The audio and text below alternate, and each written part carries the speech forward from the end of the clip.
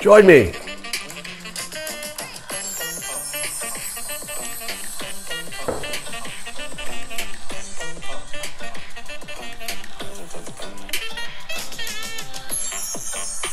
Here we are. It's the beginning of another great day. I hate this song. Shut up, Dale. Summer day. It's the best Join me. Sing along. for you know what. You know what?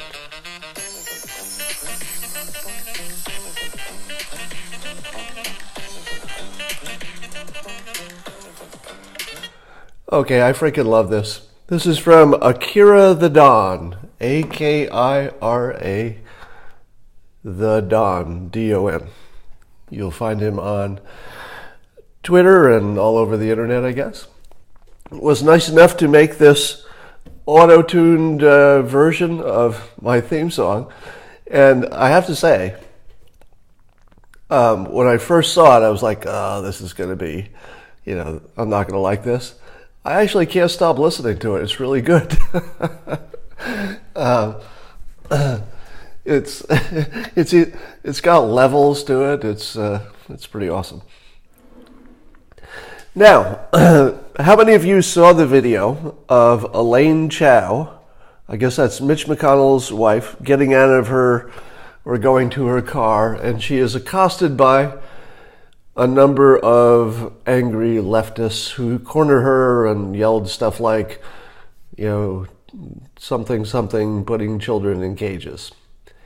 And on Twitter, somebody said, can you teach us what to do in that situation? So imagine you're a Trump administration person or just some identified Trump supporter, and you get surrounded by angry, chanting leftists. What do you do? Well, in this example, let's say in the unlikely event that you went out in public and you were not carrying and you're unarmed. And it's just you. And let's say, for example, maybe even you're a woman and you're surrounded by, bigger people. And it's sort of dangerous. What do you do?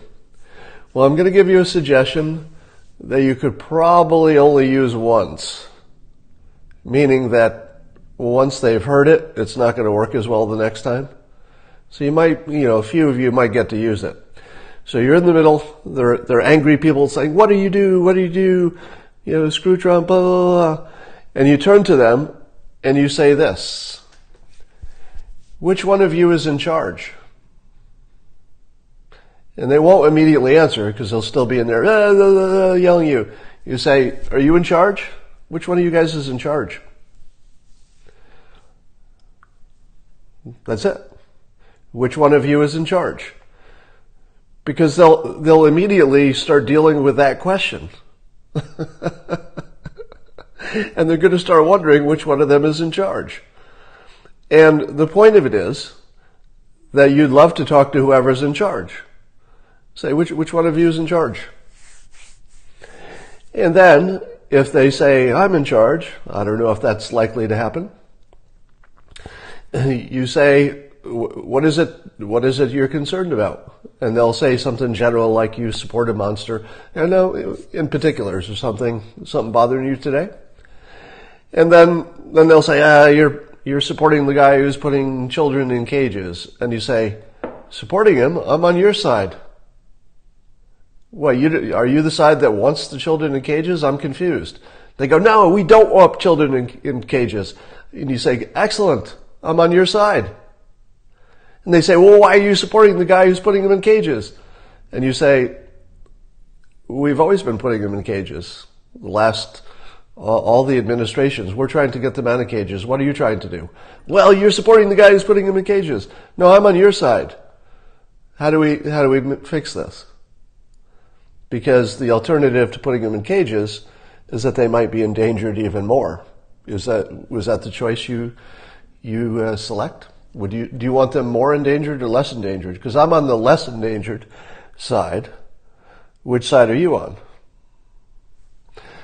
All right. Now, have you seen, changing topics a bit here.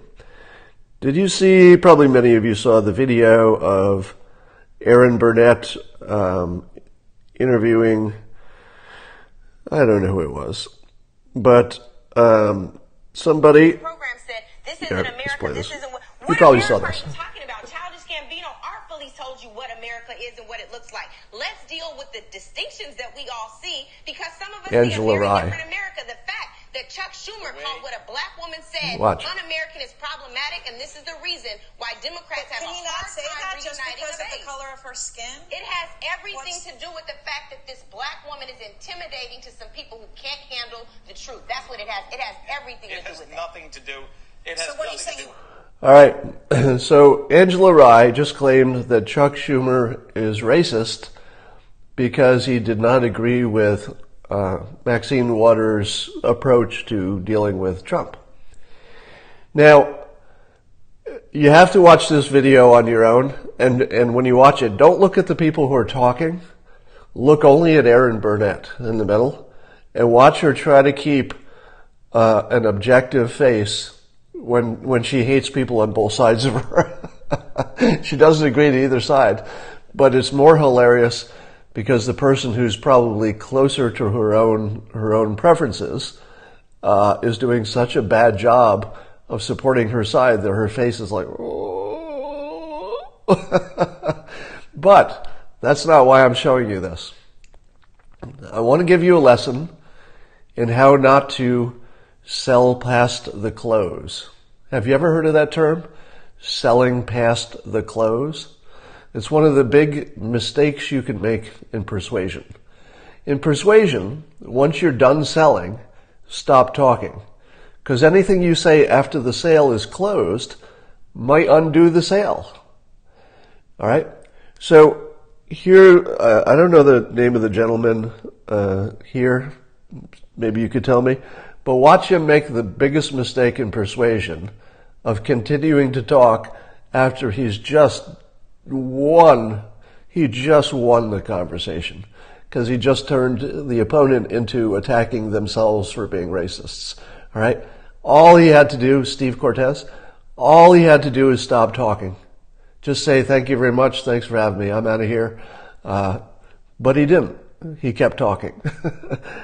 So here's how you snatch defeat from the jaws of victory. You said it to a white That's person? what you wish for, Max. Donald Trump responded to that. Come on, Aaron. There's time and time again we can look at Donald Trump's tweets. He's intimidated by Jamel Hill. He's intimidated by Frederica Wilson. He's intimidated by Maxine Waters. Overwhelmingly and disproportionately so, it has everything to do with race. And that is why... All right, so far, Steve has won, right? He's won. It's un-American. Stop talking, it's Steve. Un-American. Why? Because Don't say anything, Steve. No, don't say anything. You won. You won, Steve. Stop. Stop right now. Donald Trump did. Steve, I'll give you the last words. Angela had the first. No. As an Hispanic and as a minority, I will tell you that Donald Trump not only has our best interests at heart, but has absolutely zero semblance of racism. That's good so far. Stop. I will tell you this too. The idea Stop. that we don't fight. If the fight is about policy, which I'd like it to be, the way that we fight on policy is through words, is through persuasion. It's not through that's mob good. rule. That's good. Stop. It's not through thuggery. Stop. And that's what we've seen. Oh. And by the way, particularly targeted against women who support Donald Trump, which I find very interesting. So a lot of thuggery. Oh, he went thuggery. He said thuggery. Have you ever seen anybody win so hard and pull defeat out of the jaws of victory? Now, I don't believe that the people who use the word thug are necessarily thinking in racial terms. Some of them probably are. I think there's something to that. The whole use of thug, I buy into it a little bit, that some people who use it in some contexts are thinking in racial terms. Maybe not explicitly, but it might be showing a little bit of bigotry. I don't think everybody who uses the word is thinking in racial terms, because it's a word. It's sort of a standard word. And I don't think that Steve was using it in a racial sense. I think he was using it in the sense of, let's be nice, instead of acting like, well, I'm not even going to use the word. So don't do what he did. He won that so hard, and all he had to do is say thank you, good night. But it didn't go that way. All right. What's a synonym for thug that doesn't have a racist? I don't know. I mean, part of the reason might be that there are not perfect synonyms for that. So I'd stay away from it entirely. Goon. Somebody said goons. Hoodlums. Hooligans. Bullies. Oh, bullies. Bullies would be good. So, we talked about the video in which the montage of Democrats acting badly was put together as a GOP ad. And I'm wondering if someday somebody is going to put together the two movies. Here's a movie I'd love to see. I haven't thought this through, so it's not a recommendation, but just playing this in my mind. Imagine, if you will, a GOP ad in which you show a tale of two movies. One movie is people who are enjoying the prosperity and feeling safer, and talking about, oh my God, life's good, business is up, my confidence is high, show a couple of charts of things going right. That's sort of the good movie. North Korea is going right, etc.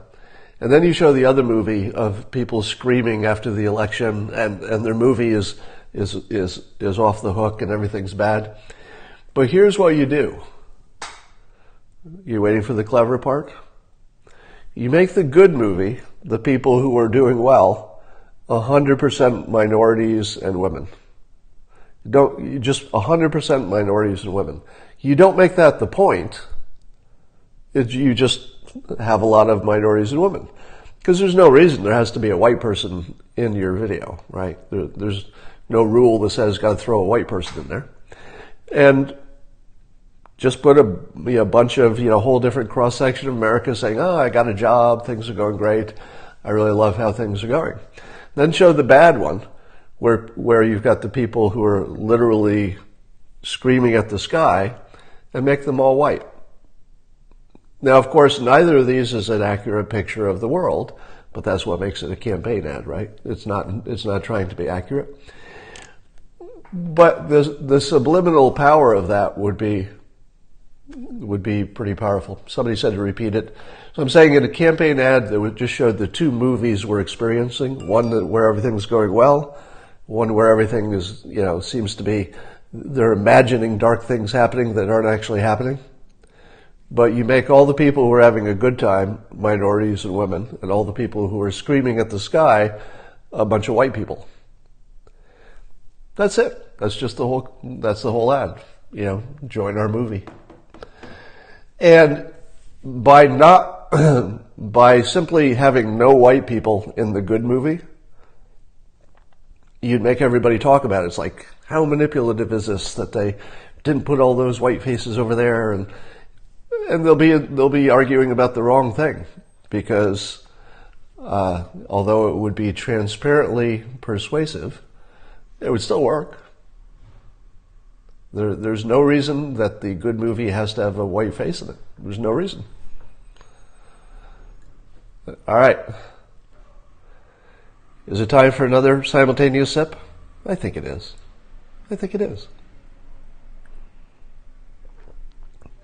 So this TDS problem seems to be bigger than ever. And I want to give you a little bit of optimism of the kind you don't expect. That's the best kind. Here's something that is generally true that seems generally false. All right? It's something that's quite often true, but almost always seems like it's not true. And it's this. It's always darkest before the dawn. Now, that's an old saying, and until you actually see how many times that's true, it can be misleading, because you think, my goodness, everything's getting worse and worse and worse and worse and worse. Well, tomorrow should be worse too, and then we're all dead. But you have to hit bottom before you can turn around. And Take, for example, alcoholics. If you've never been around an alcoholic and you see an alcoholic heading for the bottom, they're losing their friends, they're losing their job, and you say to them, stop going down, because you'll go down until you die. And you'll be scared to death, which is, of course, what gives the alcoholic or the addict their power. Because they know that you're going to help them before they'll help themselves, and then you've got this sick relationship. If you've been around alcoholics and addicts, which unfortunately I have plenty of experience being around them, you know that the only way they get out, two ways they get out, but both of them go through the bottom. They hit the bottom and they keep going, and then they just die. And then they escape a bad life apparently. Or they get to the bottom and they decide to turn themselves around. But they have to hit bottom. If they don't hit bottom, they can't improve. Take, for example, North Korea. North Korea looked like it was at its worst point right before it went aggressively to its best point. Right? If you were a Trump supporter on election morning, things look worse than they could possibly look. The Access Hollywood tape had recently dropped. The poll said he didn't have a chance. It was the darkest moment for the Trump supporter right before he won. And so you can see lots of examples where it seems doomed right before things improve, and it's not a coincidence. It's not just luck that you get saved at the last moment. It's because the last moment is so dire that things change. What happened with the children in cages? It used to be a little bit terrible, meaning that there were children in cages in the Obama administration, but it wasn't the worst it could get. Then the number of families coming through increased, and it reached the worst it could get. The people on the wrong movie said, my God, it keeps getting worse. Some children in cages under Obama, more children in cages under Trump. Therefore, we must be heading toward full concentration camps. It seemed as dark as it could get. Until the media said, hey, children in cages. And the government said, whoa, that's unacceptable to the public. We work for the public. We're going to change that. Now, I think in that story, there's a resource constraint that is always ignored. So nobody talks about the fact that everybody wants kids and families to stay together. We just didn't have the resources. And the alternative was even worse. But anyway, don't want to get sidetracked on that. So here we find ourselves in what looks like the worst situation, which is the left is just crazy, angry, emotional, they're beside themselves. And, the right is literally afraid to go out in public. Afraid to go out in public. All right. I've told you I have one public appearance in my schedule for the entire year. And it's sort of a special case. But I'm worried about it. I'm worried about it. And I'm thinking about, hiring security. Just in case. So my point is, it seems like this is the darkest time and society is going to break apart. I don't think so. And here's why. Because I think that for the people in the Trump derangement syndrome, there are two forces that are happening. One is their movie keeps getting worse and worse, while the country keeps getting better and better. So we're very close to the following things happening. Very close to having a good North Korea. ISIS hasn't bothered us. We haven't had a terrorist attack, thank goodness. Knock on wood, in the Trump administration. I don't think so. Correct me if I'm wrong. The economy's zooming, jobs are good. And, the big problem, of course, is that for the people on the left is they don't like the Supreme Court picks. I think that's going to be less of a problem than they think. And there's another wild card, which is Iran. Iran's economy is so anemic right now and so on the edge, and their local population is getting so restless that the odds of a good outcome there, meaning good for peace, and I hope good for Iran. This is one of the, isn't the problem with Iran the weirdest problem? Because, correct me if I'm wrong, but Americans and even Israelis, I think, want what's best for the Iranian people. Wouldn't you say that's almost universally true? There are very few people, I don't know anybody really, who's got a problem with Iranian people. So we're at the brink of war with people we kind of like. Has that ever happened before? I mean, don't you have to sort of demonize each other's people? It's not enough to demonize the governments. You know, everybody demonizes their government. But we kind of like each other. Iranians are kind of cool, right? The people. I don't know where you live, if you've had much contact with people from Iran. I have. I've had lots. And to a person, they're awesome. Obviously you can't make a generalization that big about all people, but as a cultural statement, Iranians are pretty awesome people. That's my experience. Yeah. So here's what I think. I think that while the left is in the depths of their hitting bottom, that they do have to hit bottom. In other words, they're very close to bottoming out. And they're either going to have to either kill themselves, we hope that doesn't happen, or cause a revolution to get the energy out, or change how they're thinking. Like an alcoholic. An alcoholic situation doesn't get better when they change their mind. It gets worse until it's so bad that they can't live in their own head anymore. And they change their mind, and then they have a chance to get out of it.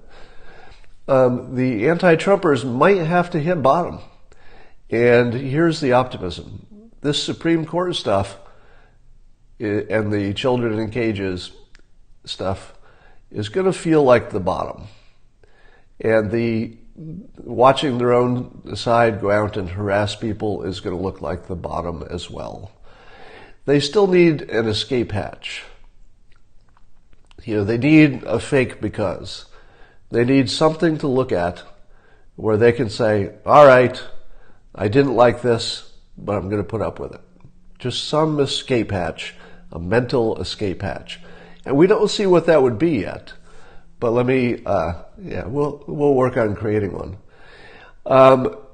If we get a good result with Iran and our trade negotiations eventually start either settling down or we get a good result or even some improvement, it's going to be hard to maintain the other story. Right?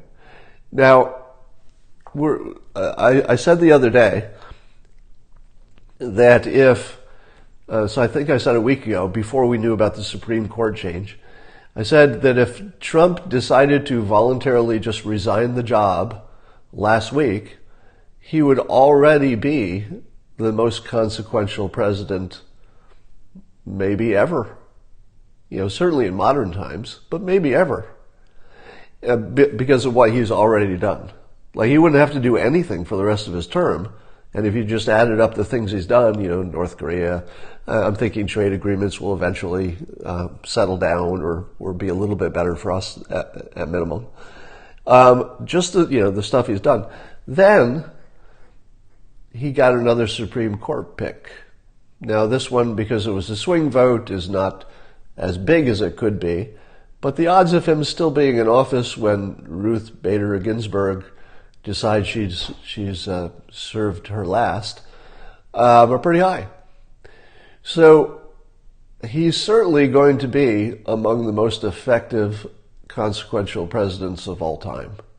There's just no way around that. You might not like it, but there's no way around the fact that he's getting what his supporters want. Now, so let me suggest a way out. Now, I think President Trump knows this, what I'm going to say, because, and I say that he knows this because I've said all along that his grasp of branding and persuasion is extraordinary. And so this is something that would be somewhat obvious to him, and he may be waiting for the perfect situation. And the perfect situation is he has to find something to do that violates the left's movie so aggressively that they can't hold it anymore. In other words, something that is so un-Hitlerish, unbigoted, that there's no way you can hold in your mind any way that this could have happened unless you were wrong the whole time.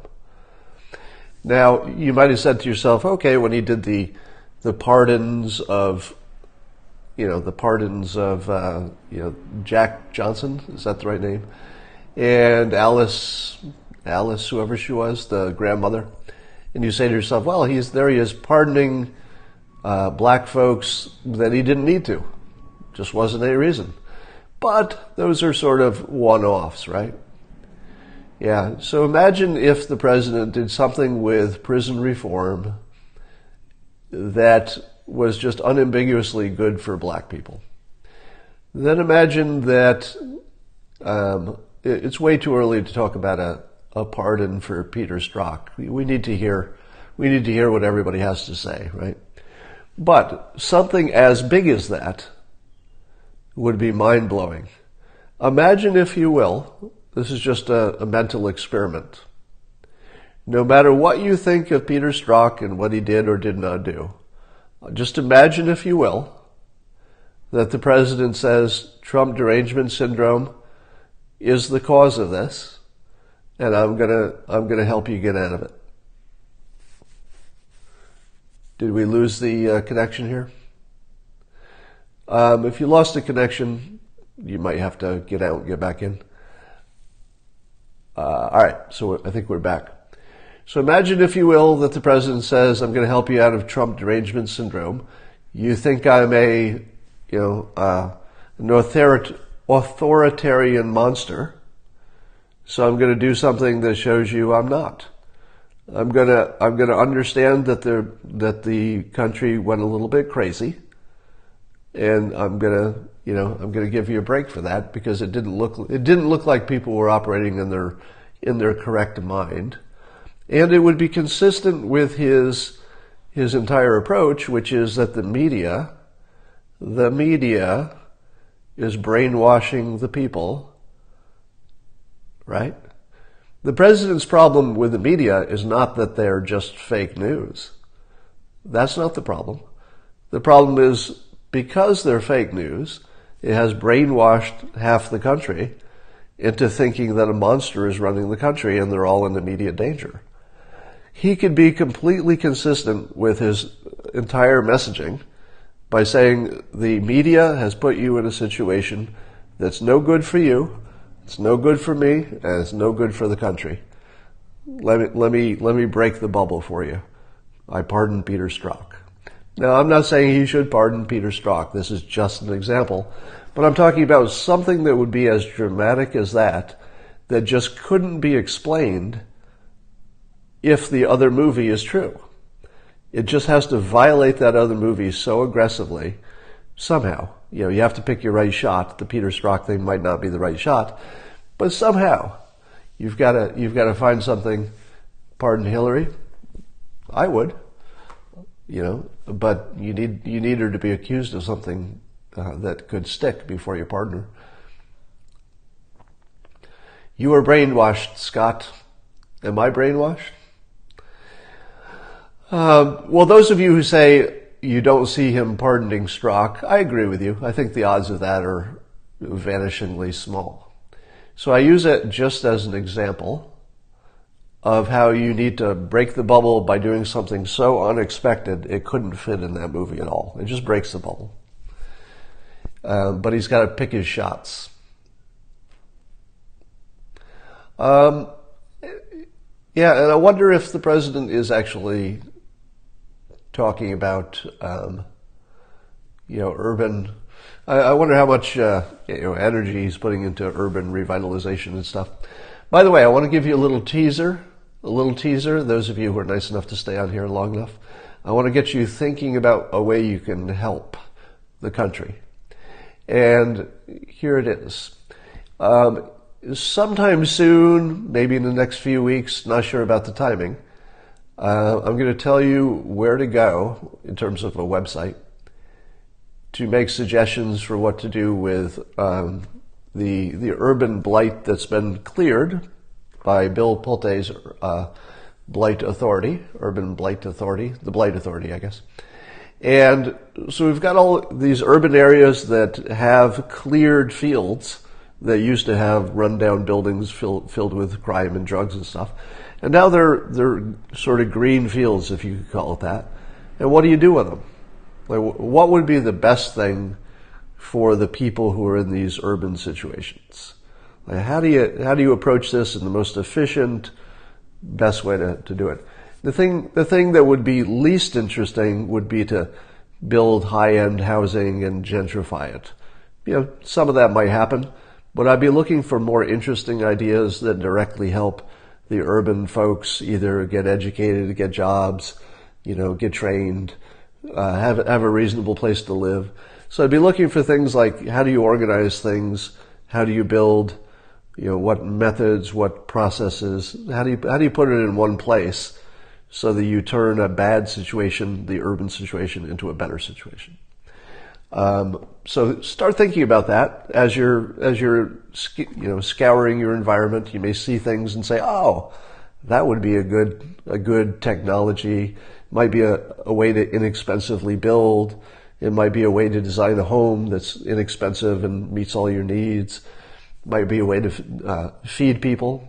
You've heard the phrase of food equality. It's a big deal. If you feed people right, you get better outcomes than if they don't have the right nutrition. They literally act differently depending on the nutrition.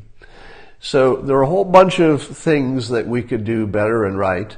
And, I like the thought of the urban areas that are hardest hit being the first to, get the advantages of our best thinking.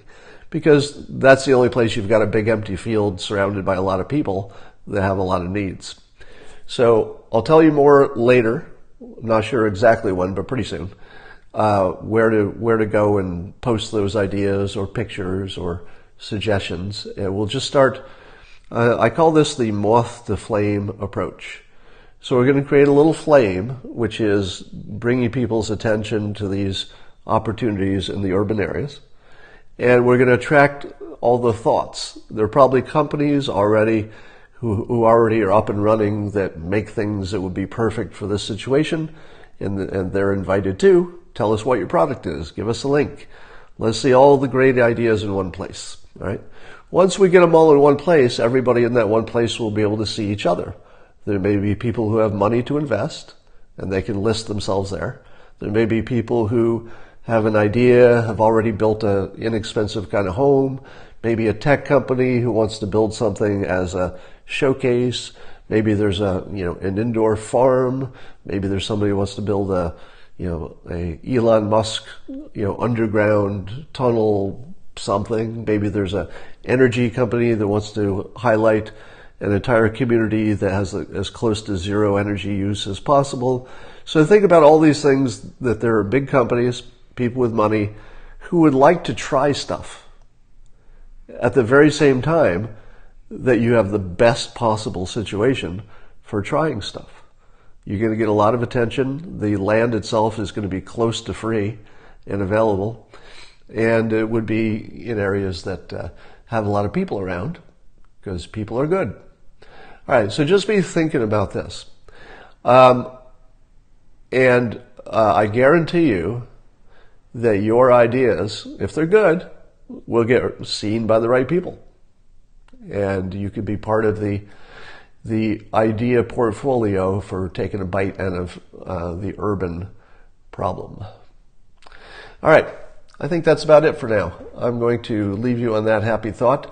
But here's what I think. I think that the summer of love is still on. At the same time, I think that the bad feelings are probably reaching their peak. I don't think there's any chance it'll turn into a physical revolution for a variety of reasons. Here are the reasons. One, we are really well socialized in this country for the Constitution and, protecting the Republic. So our instincts and our socialization, you could call it brainwashing if you want. That would be the negative way to say it. Is so strongly, America as a country that you would need a lot of leftists complaining before anything changed about the solidness of the Republic. So I think we're very solid. And the second thing is that the people who have, the most power and the guns, the Republicans, have shown absolutely no inclination to use that kind of firepower. And I'm pretty sure that it would take a lot to get anybody to unholster. All right. You're seeing the people who have the guns on the right are the people who are also the most radical about when to not use them. All right. They're pretty radical about gun safety. They're radical about keeping their guns, but they're just as radical about, training, gun lock, gun safe, don't take it out until you're ready to kill somebody. All right. So I'm not worried about the right losing its shit, because the right has pretty good control of its shit right now. I mean, say what you will about, both sides. Say what you will about gun owners. But they're a very controlled by choice set of people who understand the power of the handgun or any gun. They understand the power of it, which is exactly why they're so aggressive about keeping it locked up. All right? They're the keep it locked up group. I think that the odds of this turning ugly are actually very, very low. So I would look for a bottoming out this summer, I hope. And by the end of the summer, you may see things going so well that it just surprises you. I hope so. And I'll talk to you later.